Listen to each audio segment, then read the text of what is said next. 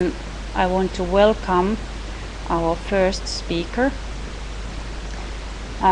We have first speaker coming from the Green Environment. It was established in 2002 in Finland, but is now headquartered in Berlin. Green Environment is a distributed energy technology provider and listed in Frankfurt.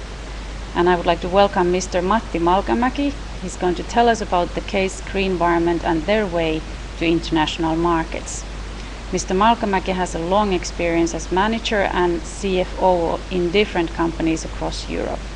And in 2002 he founded Green Environment Oy with two co-founders. So now if we have Matti online, you can push the start broadcasting, and soon I think we will see you. I'm going to silent. Yeah, sorry about that one. There was no start broadcasting button. Introduce you to the company Green Environment, so that what we have been doing in the last say almost 10 years of the history of the company, and I'm going to use this opportunity to also tell you that how the internationalization of the company was done from Finland to Middle European markets. So, as Nina already stated, we are a listed company in Frankfurt Stock Exchange, first quotation board to be exact, and my lawyers have always asked me to show this disclaimer to you as we are on speculative markets, but that's about it. Now it's done. What Green Environment really is that we are a distributed energy technology provider, i.e. we provide CHP power plants, combined heat and power plants, based on microturbine solutions. And these plants run on gaseous fuels like natural gas, biogas, and lately also associated gas from oil wells. The power range what we are supporting is basically from as low as 30 kilowatts of electricity up to about 4 megawatts. These also being the sizes that where we really have done projects so far. We also have our own joint ventures together with the local utilities. Germans call them Stadtwerke here in Germany, and there we are also having an access to the build, own and operative concept. I will tell you later about that one.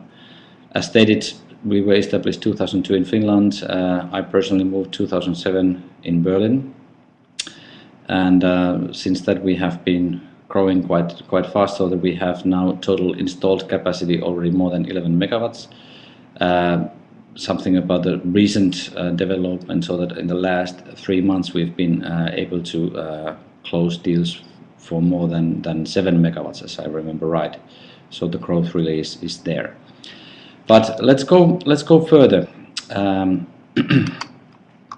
So I'm dividing this presentation basically into two sections. So the first I'm telling you that how we got here, so that what is sort of path to the present day, and then on the other hand, so that what is the future, that how we see it and how the market is developing from here now on.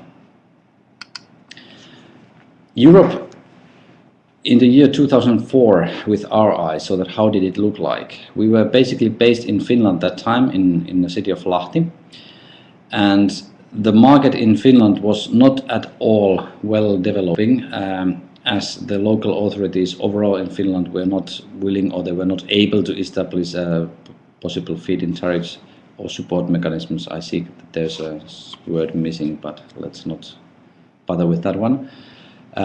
We were nevertheless able to provide some projects, but those were not enough for making the real business, and then we just continued developing the technology, and we were thinking that okay, we have to go European wide or take another foothold in another European country.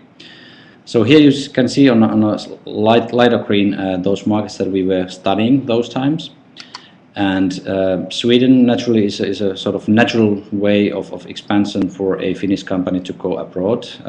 We are like almost sharing the home markets in that sense, that in Finland there's also Swedish spoken language, and this way it was a natural step, but we didn't find it suitable for us, mostly because of the fact that Sweden at that time was supporting and still is supporting biogas only on traffic fuels. We also evaluated UK, and that is Europe's biggest biogas market, but it's only because of the landfill sites being so vast there, and that really didn't fit to us either. Then we had a look on Spain, Portugal, and then also Italy. So these countries are of course interesting markets for biogas, basically because of the long growth season and all the vegetable production they have and this kind of stuff. But there was quite a lot of uncertainty about those supporting mechanisms that they have in those countries. So we didn't choose those either.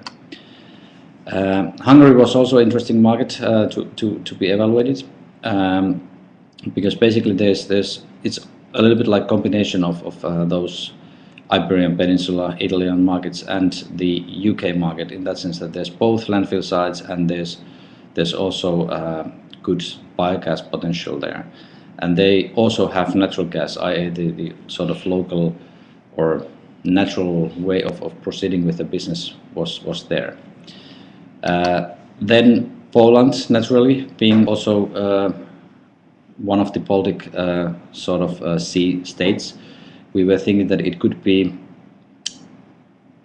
a market for us, but really that time it was not even that developed that it is nowadays, where they have now the first biogas projects and so we couldn't see that as a place then, but we naturally were marking that up so that okay, we might want to go there one day.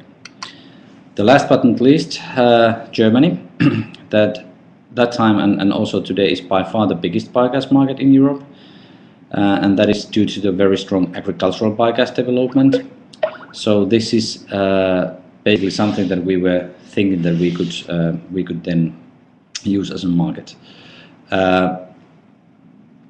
Germany is also a forerunner in new technologies and in green thinking, and that's why it was a sort of natural way for us to come here and start developing the business from Germany. So what we did was that basically we had a closer look on Germany, and that time we were thinking that there are basically two cities that we could choose upon, so that it was either to go south, i.e. to Munich, which can be regarded as a capital of small-scale biogas plants, and thus it was able to provide us some additional resources and also the local market there. That time our products were a lot smaller than they are nowadays, so basically the maximum capacity of a biogas power plant those times was, say, 300 kilowatts perhaps, and this way it would have been a good solution. However, the Munich is not something that you can regard as a very international climate that you have there. It is really Bavarian capital, and it is quite strongly related to its own very strong economical status, or at least this is the impression that we got. Then on the other hand, Berlin, which is the capital of Germany, and thus we were thinking that this is an appealing place for the future. Highly international and becoming more and more international all the time. We were a little bit lucky in that sense that we were able to find a good team here, and we were thinking that it is also possible to lure more young professionals to the company that is located in Berlin. And remembering what I told you about the Polish market in the beginning, we were thinking that this is really something that where we could then base also our future development for towards east as well. So Berlin was chosen as a location here in Germany. Now, what we had at a product that time, here's a picture of a C65 turbine. We were thinking that this is a really good product. So it has all these positive features that I'm listing out down here, so that it has a better availability than the engines have. It can follow the changes of the gas production in also quantitative and qualitative measures much better than the engine can. It has a low need of maintenance, and it has less emissions, and so on, so on, so on. It only had a couple of negative features. First one being so that none of the features that I'm listing here above have been market proven in Germany, i.e. there's no installations here in Germany, even though that there are installations in Austria or in Sweden, Switzerland and in France, but none in Germany on this field. And then it had a little bit less electrical efficiency than the engines do. So what turned out was that all the customers were first really saying that, this is a great thing, let's have it, and this looks like something that we really are all eager to have as a product, to have as a solution for their biogas CHP needs.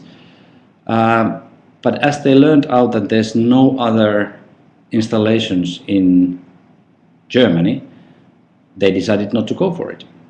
So what we had to do, we had to change our strategy a bit. So what we did was that we decided to do a BOO concept instead of normal sales. BOO means build, own and operate. And what we did was that we made 2 demo plants in Germany. They were both 130 kilowatts, i.e. they both were having 2 C65 kilowatt turbines. And these were done in Finland, and then they were transferred to Germany. And they were awful cases. The first plant on the first night burned, basically.